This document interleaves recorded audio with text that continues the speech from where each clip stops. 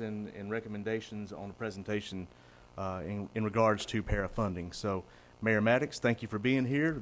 The floor is all yours. Thank you, Council President Hogg, and to the city councilors of Northport. I appreciate the opportunity to be here. I can't remember a time, I know during my career, where we've had the opportunity to come and address the full council of the city of Northport. And hopefully this will be a beginning and not an end of that, because I know that we are stronger together. And we've been partners for a long time on many things.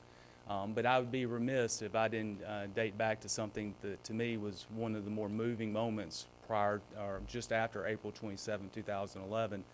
Mayor Herndon is aware of this story, but I remember the morning of the 28th, I had to go home and get a change of clothes, and it was, I would imagine 3 or 4 o'clock in the morning, and it'd been a heck of a day. And as I was driving home, at the intersection of Jack Warner Parkway and Highway 82, where there was a Northport police officer working that intersection. And it about brought me to tears because I realized we weren't alone. And we certainly were not. And when I went back and was able to check my phone a few days later, all the texts I'd gotten, one of the first texts that somebody sent me was Mayor Herndon. He said, "We're coming across the bridge." And I will never forget that partnership and friendship that you extended to us at the City of Tuscaloosa. And then all the things that we do together. There are so many success stories, whether it's E911, the jail, library. There are things go on and on that we work together as a community on. And today I'm here to talk about something that I think is really important to our community, and I think it's going to be even more important in the economy of the future, and that's parks and recreation. And so I appreciate you carving out some of your time to give me this opportunity. This past September, the City Council and our office reached a compromise on the fiscal 21 budget. And as part of that compromise, the council requested that I provide them a recommendation on parks and recreation moving forward for the City of Tuscaloosa. And so as part of that, I provided the council that recommendation a few weeks ago. But I also wanted to take this opportunity to restart the discussion on para. I think for many years, especially in this past 10 years, there's been a lot of discussion about how should parks and recreation look in Tuscaloosa County overall. And those discussions have been on again, off again. But we are all reaching the point about making some significant investments into our parks and recreation and overall quality of life. And I want to commend what I've read in the media regarding what Northport is thinking about. That bold investment into quality of life initiatives are not only good for your residents, in my opinion, it's also going to help you attract tourism, which is going to be good for jobs in your economy. And knowing your bold vision, and I believe the city has one as well, how we approach para moving forward, I think, is paramount for both of our respective communities. So I want to begin with a quote by Benjamin Mays, a famous civil rights attorney. And I won't read the quote to you, but it struck me when thinking about para. Right now, the goal with para, and this is not their fault, quite frankly, it's us funding partners' fault. Their goal has been survivability. Make it from this year to next year, and from that year to the next year. And no organization, whether public or private, can survive if it's just thinking about the next year. It has to be longer and more totality. So I think we as a community need to define what that goal should be.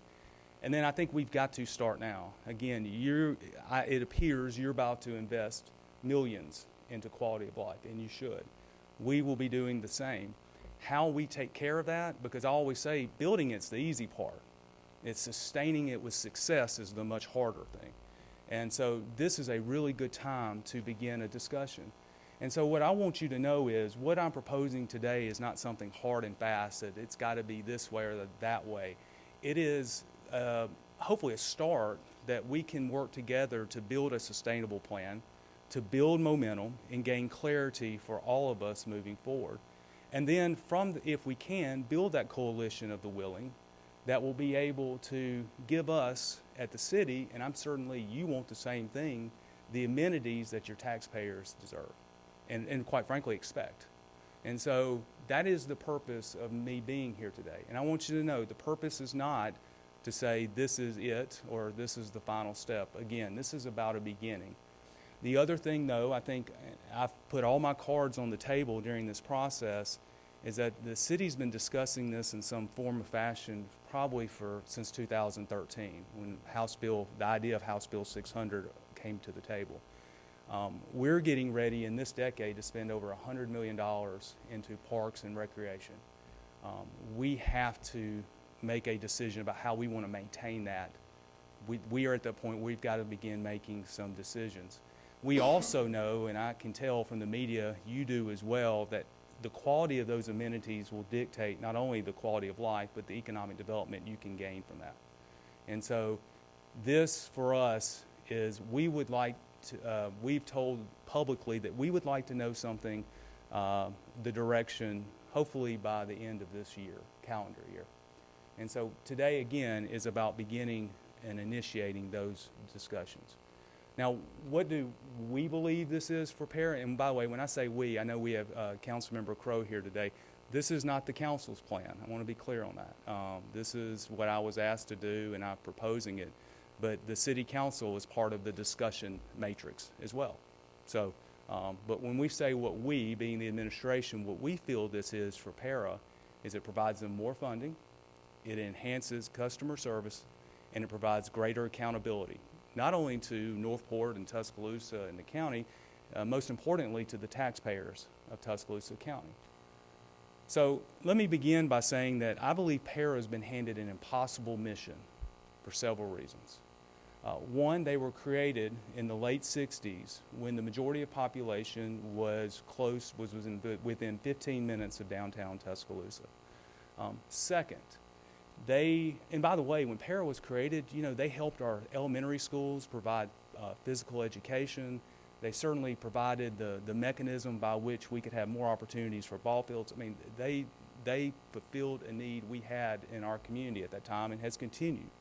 The second Mission Impossible factor, I believe, is that they're being asked to try to fulfill 3 separate missions over a geographical span of Rhode Island. And when I say Tuscaloosa's needs are different than Northport's needs, that doesn't mean we're right or you're wrong or you're right and we're wrong, and that Northport's needs are different than the county's needs. We all have different missions and needs and expectations from our constituents.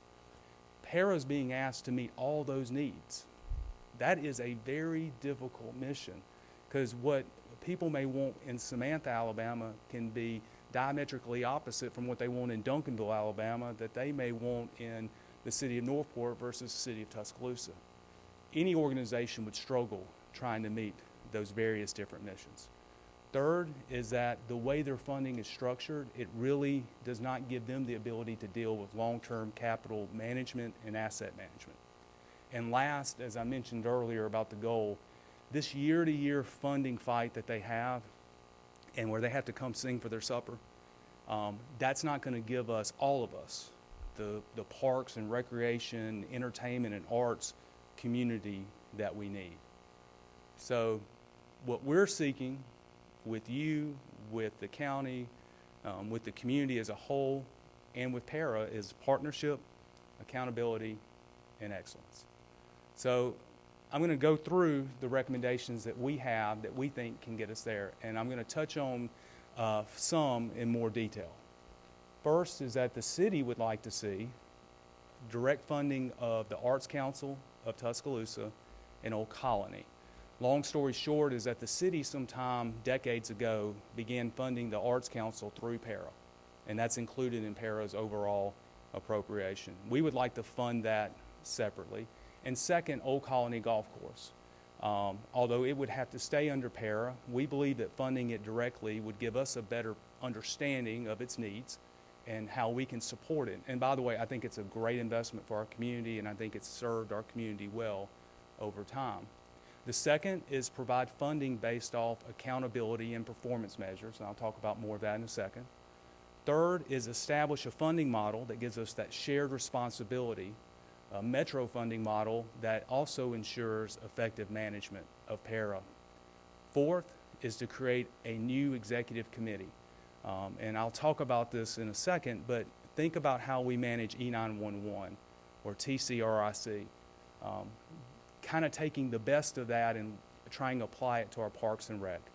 And the last is looking at the city council, and this is not for Northport, but I've recommended to the city council that they create a Parks and Recreation subcommittee of the council.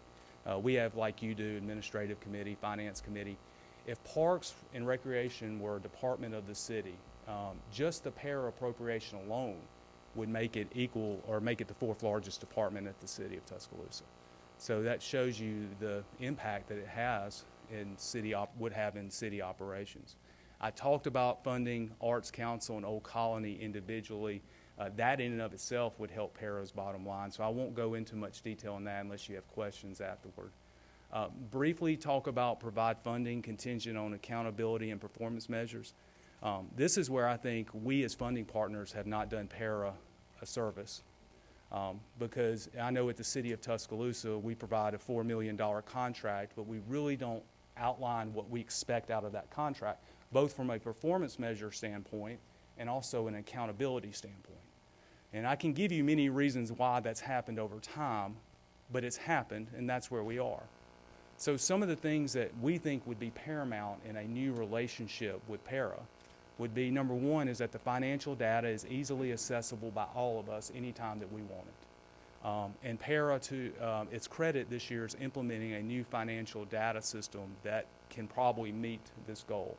Second is that we want the customer's needs to drive the programming within Para itself. Not politicians' needs, not administrators' needs. What do the customers need to drive that decision making?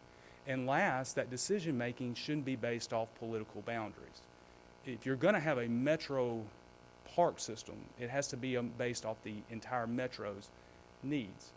And I'll give you an example of where I think we've had bad management of that, and it happened in the 1990s. We had the Belk Center less than a mile away from the Maccabee Center.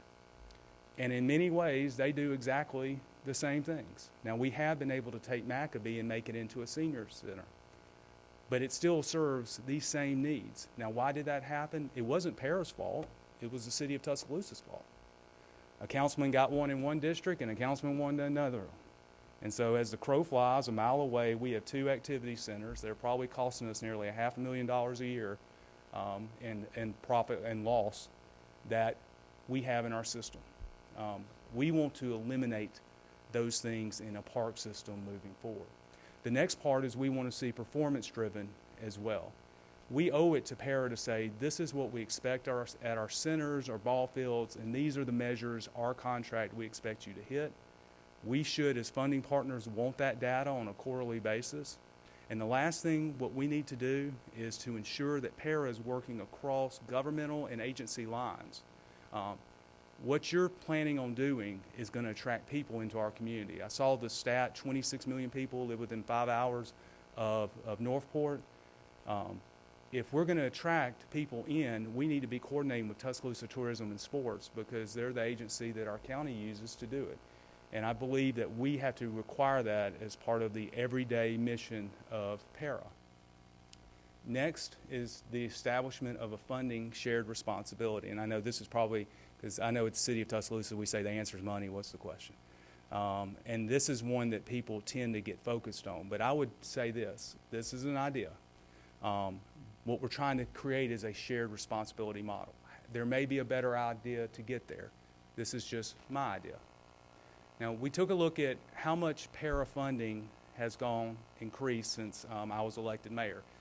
This obviously has been an issue in Tuscaloosa, so we went back and took a look.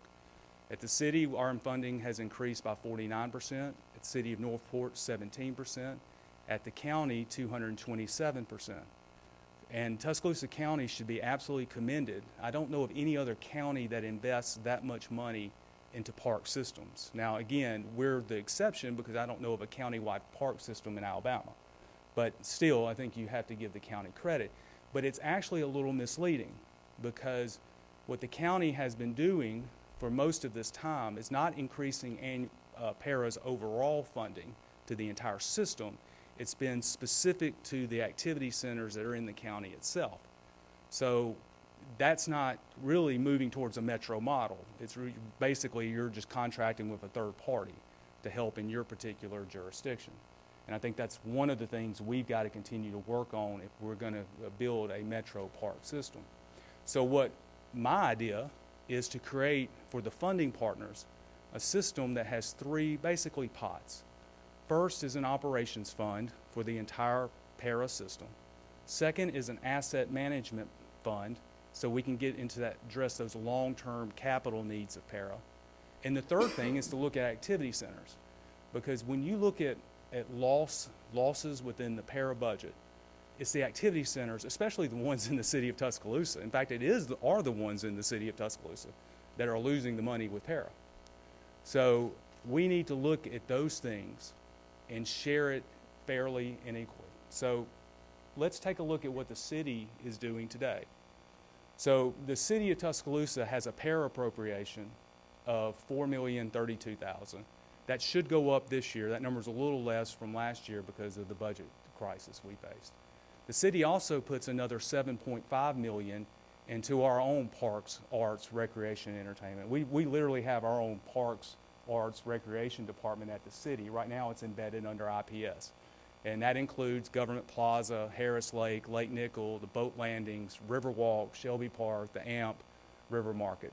And so we're already investing heavily. And I know that you have outside entities that you fund outside the para umbrella as well. So those are our operational investments. Strictly looking at para, we see that there's a difference. I mean, I'm not, clearly we need more Northport investment, or we would like to see more Northport investment. But I also understand you have concerns too. And I understand that we have to meet those concerns to be able to do more. So the goal, though, is to try to, in terms of funding, equalize it to a more shared responsibility model.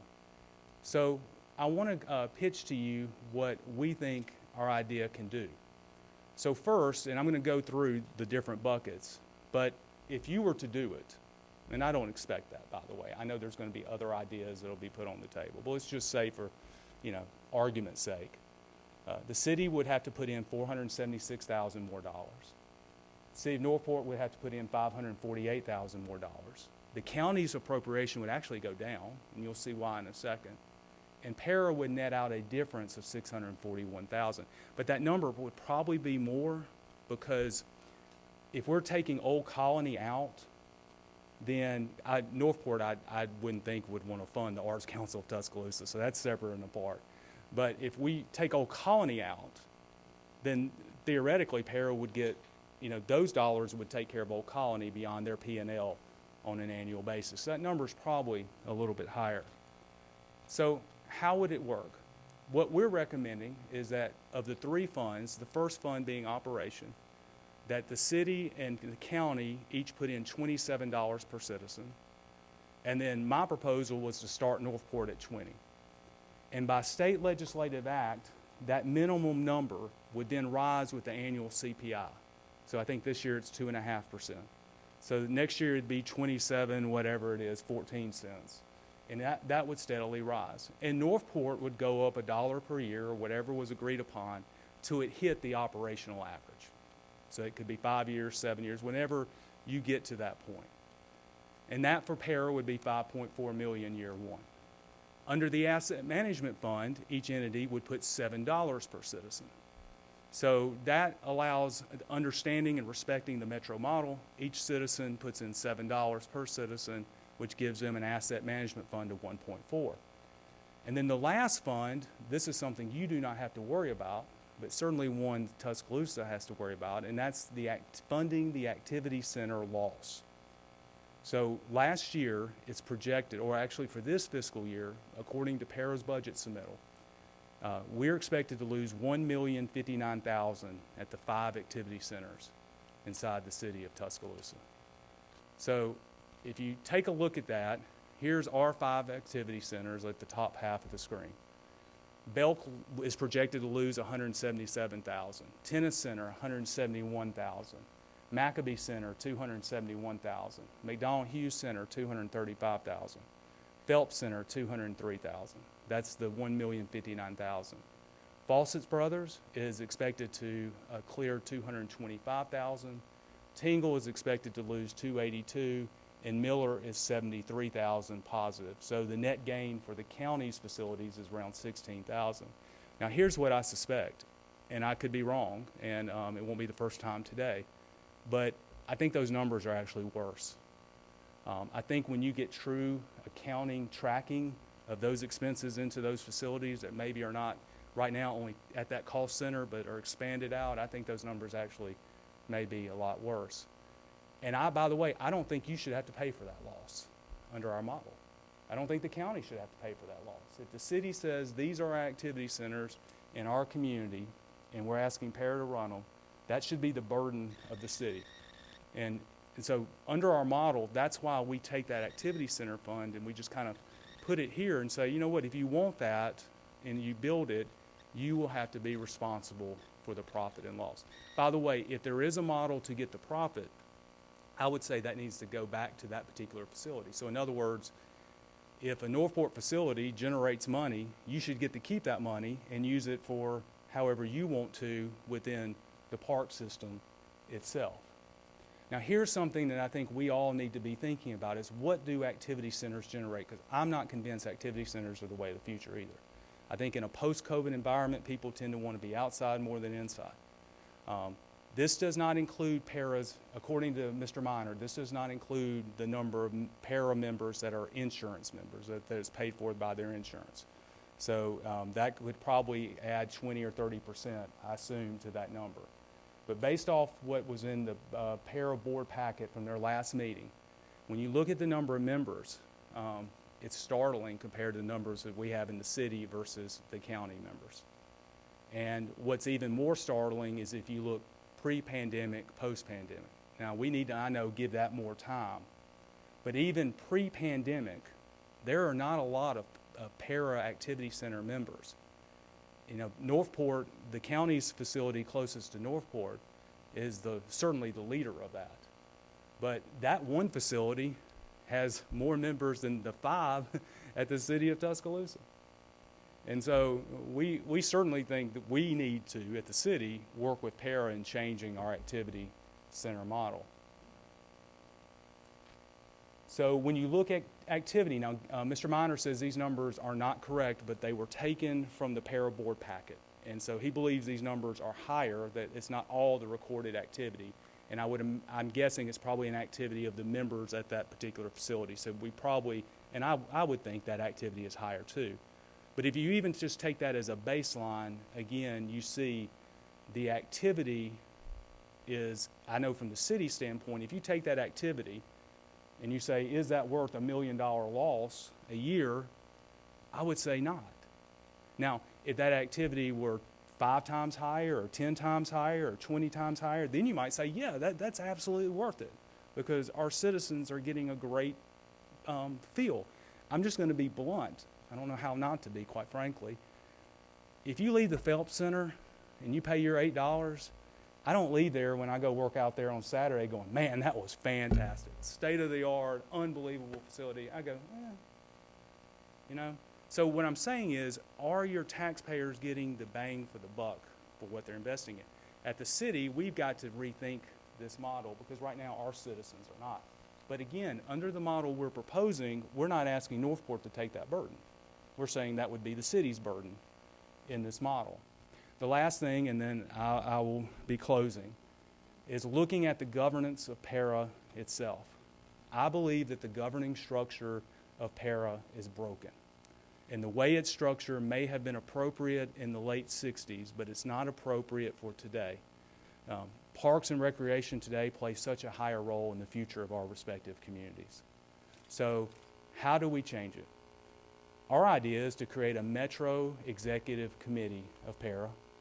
You'd have the Metro Executive Committee, the Board of Directors, and then an Executive Director.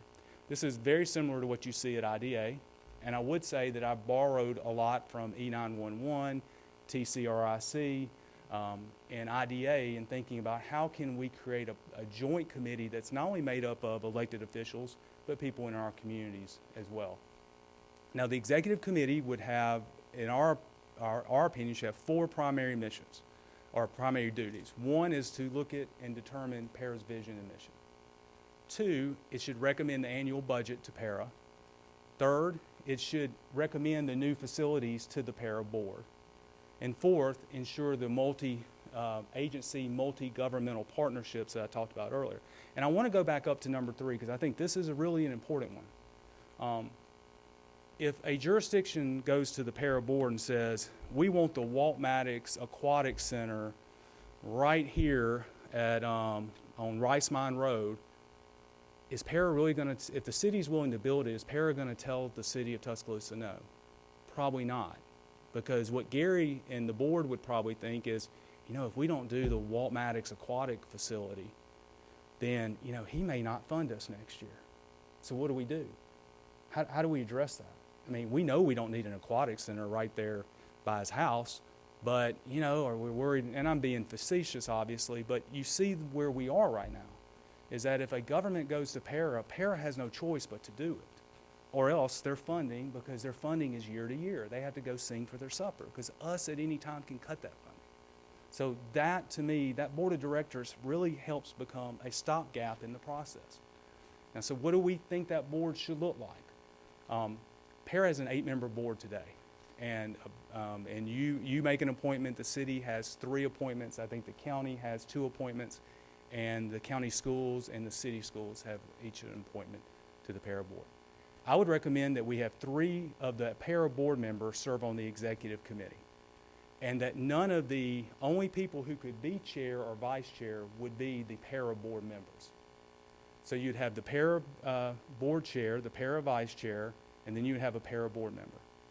Then you would have the funding partners. You'd have the mayor of Northport. This, by the way, this is how you would want to design it. So each community can design how it'd want to pick its 2 members. But for starters, I said, okay, you'll have the mayor of Northport and the council president. Tuscaloosa, the mayor and council president. The county commission would have the probate judge and commissioner. And then what I would recommend is that ex officio, that you have the para foundation board. They look at what they did with the park at Sokol that we were all part of. It's another fantastic partnership. The para board helped lead those efforts and worked with para and all of us to make it happen. And also include TTS, because not only do we want to build for the future for our citizens, we realize that those facilities in and of itself can help us draw economic development to our respective communities.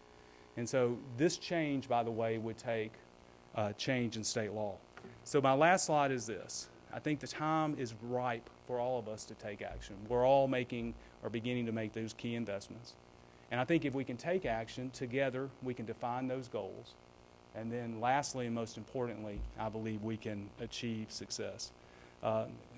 Counselors, I appreciate really this opportunity to talk to you about this today. I also have team members here as well to answer any questions. So, Council President, I'd like to answer any questions that you may have.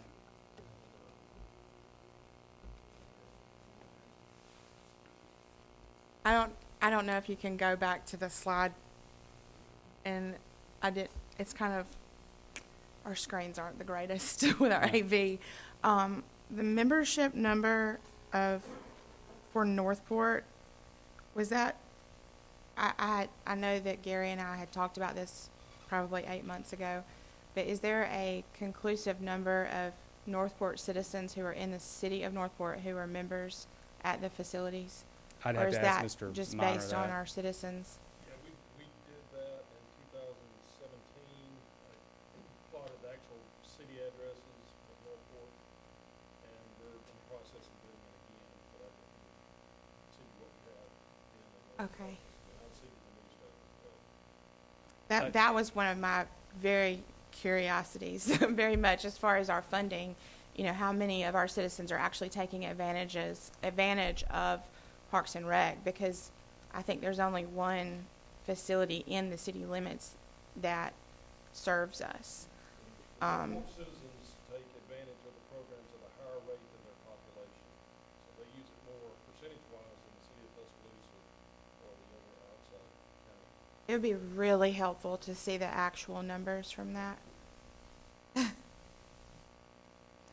I'll have to, Gary, is that something, I can't promise that. Is that something Yeah. you can provide?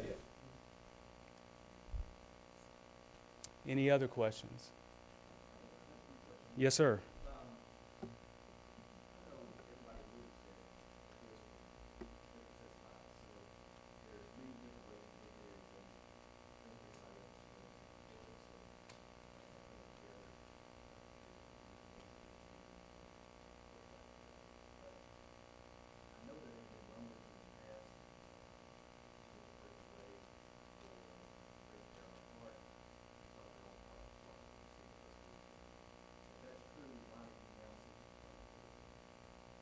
Oh, it's absolutely true. And those feelings really began to manifest itself after 16 and 17 when we went through the task force.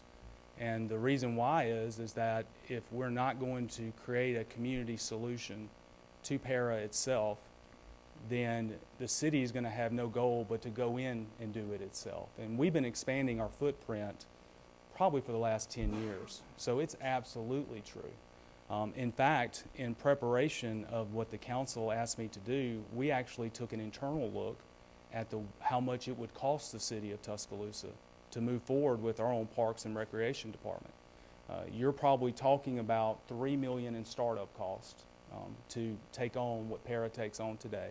Then once you do that, you'll incur a year about another $1.5 million above the $4 million that we currently give. So, I think it was appropriate for us to take one last shot for saying this is a decision we need to make. It would be absolutely this model, if achieved correctly, and that's the important thing, right? Achieved correctly. It's in the financial best interest of the city to do that, but that's because a metro model should save all of us money, just not Tuscaloosa, depending upon what Northport decides to do too. And also, in listening to the presentation, you had talked about the economic impacts. I know both cities have faced and felt the impacts of COVID over the last 15 months, and what that impact has done on each of our local economies. It was widely publicized that you would ask your city departments to cut their expenditures by 38%. I believe, if I'm not mistaken, that was on page 20 of your mayor's budget recommendation. And also to cut your outside agency funding by 38% as well, which I believe was on the following page of page 21 of that recommended budget that you'd had. With all of these cuts, is this the appropriate time to request an increase from anyone? I would think so, because since the time of the budget in August, I think there's been a couple of things that have happened. Number one is the fact that COVID itself is now, we see the sunset on that. And I think that's really a good thing for all of us. Number two is that when we're looking at our sales tax revenues for the month of March, we were 27% higher than we were March of 2020 and 8% higher than March of 2019. We're coming back, and our council, the reason why, Council President, we did those cuts was that we wanted to make certain our budgets were balanced and that we could create surpluses. We ended up with a $6.2 million surplus. The third thing that I think is important is that we're about to see as a community an influx of federal dollars. Take how our children and grandchildren will ever pay this. I don't know. But under the American Rescue Plan, we now have opportunities to be made whole under our revenue losses. And so I don't think there will be a better time, because none of us will likely in our careers ever see this amount of federal influx of assistance to local governments that we see today. So I think now is probably the best time if we're going to make this decision happen. And regardless of what Northport does, with our investments with Elevate, we've got to have a standard of excellence. Because when we passed that 1 cent sales tax, we made a covenant that we would achieve that level of success. So I think the timing is good. The other thing I would say is that I wouldn't see this being implemented to fiscal year 23. I think we're way too late in the ballgame to even think of 22. Also, in your presentation, you had mentioned about different para facilities. I saw lots of things in there regarding items that were in Tuscaloosa city limits. I've seen many items that were in the county. Based on that, roughly how many para facilities do you think are in Tuscaloosa city limits? Would you estimate that para operates around 10 parks, and that would, from my look here, it looks like Bowers, Capitol, Monash, Northridge, Palmar, Rock Quarry, Sokol, Veterans Memorial, Burrell, Odom, and Snow Hinton. And maybe 4 activity centers, Belk, Maccabee, McDonald Hughes, and Phelps. Does that sound about right? No, I think it's somewhere in the neighborhood of 30 plus, if I'm not mistaken. In the city limits of Tuscaloosa, yeah. Okay. Do you realize how many Northport has in our city limits? I think 2. Yes. We have two, and that is the Kentuck and our Northport Community Center. And as you're seeking, funds for operational costs for para, I do want to point out that those two locations that I just mentioned are both relatively inexpensive to operate, and the Northport Community Center actually generates revenue compared to some of Tuscaloosa's facilities. Yeah. I also want to point out, too, I was making notes, Northport has a general fund budget that's roughly about $35 million, which is about 23% of your Tuscaloosa's general fund budget of $154 million. So there's a vast difference in both of our general funds. And furthermore, according to my math as well as I was sitting here, it looks like Tuscaloosa funded para this fiscal year right at $3.8 million, which was roughly about 2.4% of your your $154 million general fund budget. If you applied that same 2.4% to Northport's general fund budget of $35 million, that would indicate that Northport should contribute $840,000. Would you say that's an easy thought process? Yeah, and that would actually be more than what we're proposing initially. Correct. But I'm just going to go back to the ones that I had wrote down. That's what I have the numbers on, and we can go back forward. Assuming that para operates those 10 parks, 4 activity centers within Tuscaloosa, that's 14 total, and Northport only has 2 mentioned, then that means that Northport has 12.5% of the combined facilities between the city of Tuscaloosa and the city of Northport. If that number is bigger, though, that our combined facility ratio is less. If we did apply that 12.5% facility allocation, then Northport would only need to fund 12.5% of the 2.4% of the general fund amount of $840,000, which only equals $105,000. Based on this, the city of Northport overpays our fair share to para by 33%. Well, I understand where you're going, and I think those are fair concerns, but I might look at it a little bit differently. Number one, that makes the assumption that Northport residents do not use any other parks within the para system. And I would be suffice to say, I don't think that's realistic. Second, the way that we have a proposal is to look at it per citizen, not the overall amount, but per citizen. And so that we're doing that as a fair way to keep it equalized across the board. The third thing that I would say is that as it would be more expensive for the city to operate a park system, I hypothetically say I think it would be more costly for you. So if you decide to fund a park system, it's going to likely cost you more than what is being requested today. And the last thing I would say is if Northport, and I think this actually probably gets us to the point where we need to be. I think what we need to know at the city is, does Northport see a future with para or not? Because what you do really dictates what we will have to do as well. And if you don't, I'm not here to argue that, right? I think that should be your decision. We just need to know, because if you're not, then that's going to have to influence what we do. And we just want to get that sense of direction and work with you. I do think para could be the best model, but that is, Council President and Council, that is definitely your decision to make. Well, I think what I was trying to get at was there's a lot of items of para in city of Tuscaloosa. Northport, we don't have as much. So, with that being said, and as noted with that, have you discussed with para the possibility of maybe annexing certain facilities such as Sokol Park, for instance, since that's here in Northport as close as it can be, into the city limits of Northport? Has that been an idea to make sure that Northport is getting their fair share of para facilities in the city limits of Northport? I think if Northport, I thought Sokol's in the city of Tuscaloosa. I may have misunderstood. It is. That's what I'm saying.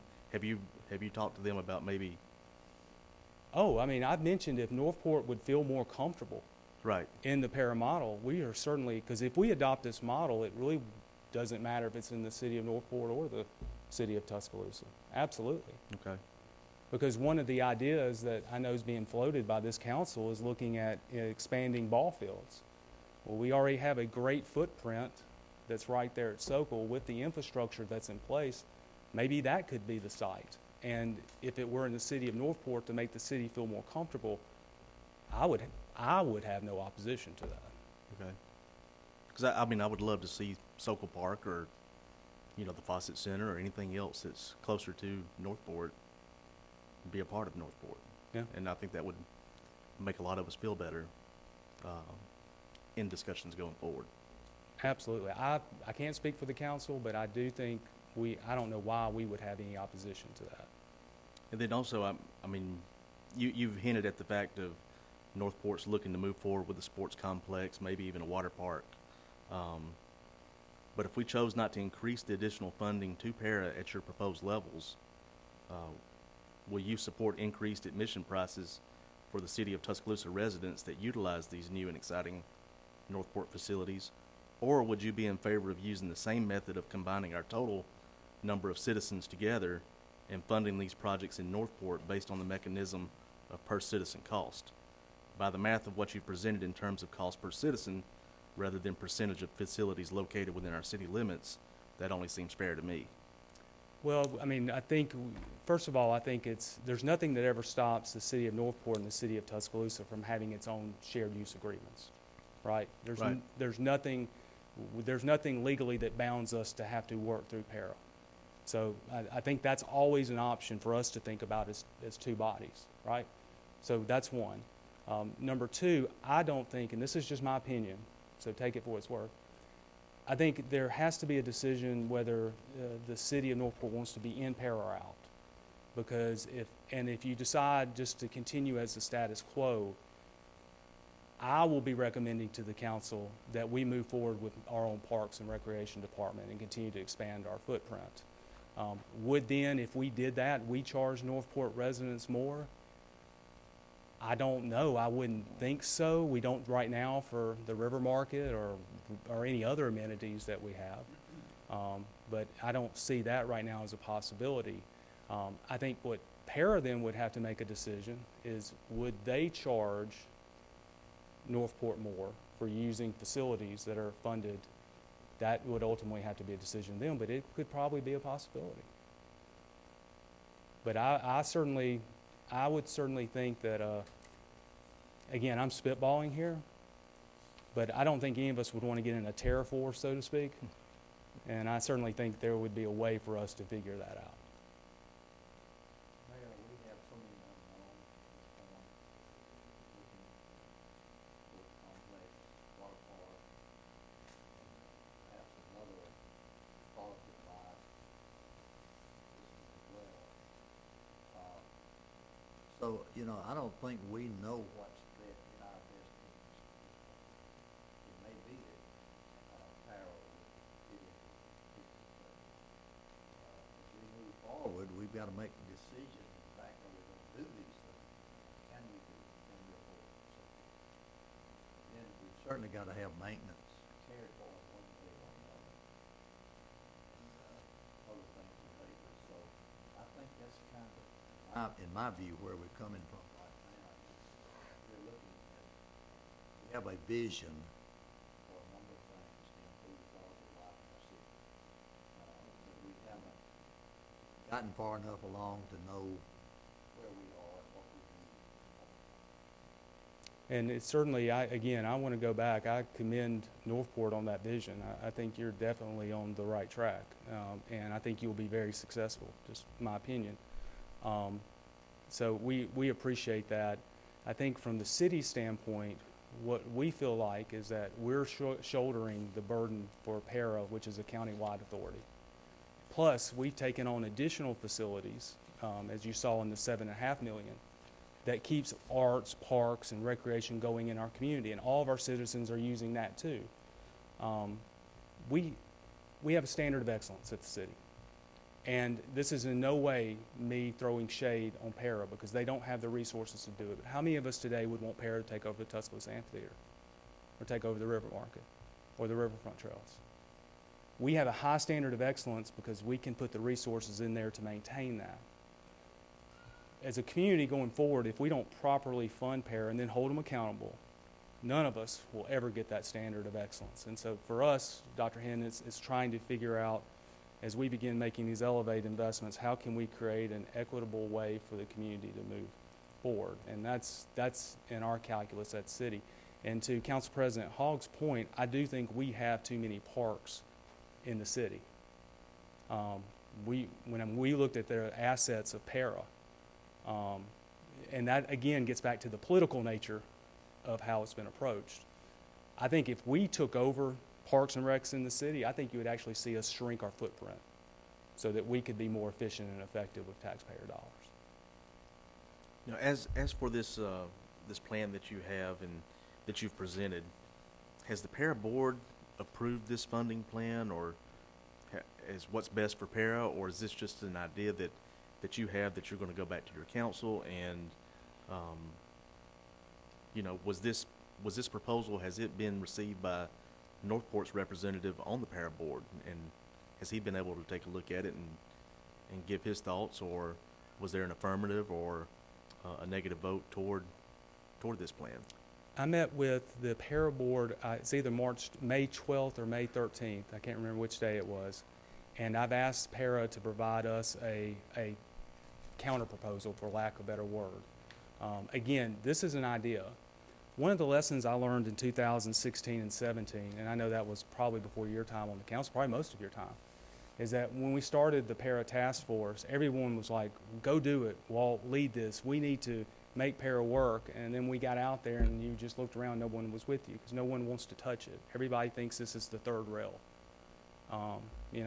and so, but we have to at some point touch it. So I'm throwing an idea, and it does too, because my councils would ask me if I came to them, as you would do your mayor, if I came to them and said, I want the city to go into its own Parks and Recreation Department, the first thing they would do is say, well, Mayor, who have you gone out and talked to? So before I do that, I want them to know I've engaged as many people as possible. Right. That's definitely one thing, and I do commend you for being here today and opening discussion. That's the first part of a healthy relationship, is to have open discussion, to talk, to figure out a good plan of action. And I think you've given a lot of us some ideas and things that we need to look over again, to digest, and to come up with, maybe something that we feel that's more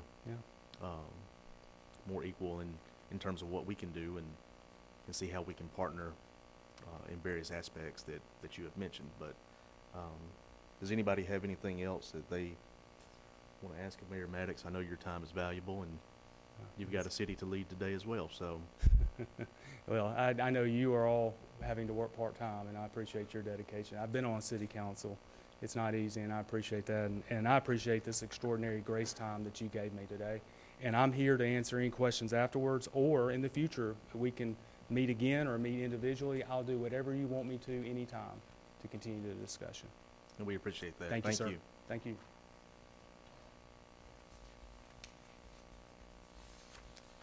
Anybody else have anything they want to add? Okay. Is there anybody in the audience that wants to make a comment? Okay. And I know that this is reiterating the same thing that I've said many times, but I appreciate that we are being able to discuss this openly and have a plan. I know that took a lot to come to us with a plan that you've come up with. I think that in moving forward and working together, we do need to see some hard numbers. We need to see accuracy with the membership of Northport citizens, and we need to take a look at, what could be annexed in and the cost versus the benefit of it. And so it would absolutely be easier to make decisions going forward if we have those numbers. I can't see myself coming to any kind of conclusion without having numbers in black and white. Well, I would be happy, and I know Ms. Webb is aware, we did a lot of due diligence over the last few months. We'll be happy to share any data that you have. There's some data we don't have from PARA, but we would certainly do anything we could to facilitate it, or, y'all can access it, I assume, yourself through PARA, but anything we can do, we want to do that. Thank you. Okay. If there's no one else that has anything they want to add, stick around if you want to. At 11:30, we have a special called council meeting today to address a resolution authorizing an application to the Alabama Department of Transportation. So, oh, 12:30, sorry. We already made it 11:30, didn't we? 12:30. Yes, sir, Mr. Minor. Yeah, I just wanted to say one thing that maybe helps clarify a little bit on the park, the number of parks. You know, that's a result of the history of not being funded. But there is 1,100 acres of parkland that literally is across the street from the city limits of Northport or in Northport citizens' backyards. And that's land that we're taking care of for you and your citizens. And so it's a benefit, that 1,100 acres of parkland is a benefit to all your citizens of the county. So it's not, that's the whole beauty supposedly of Paradise, is that it doesn't matter where the governmental boundaries are.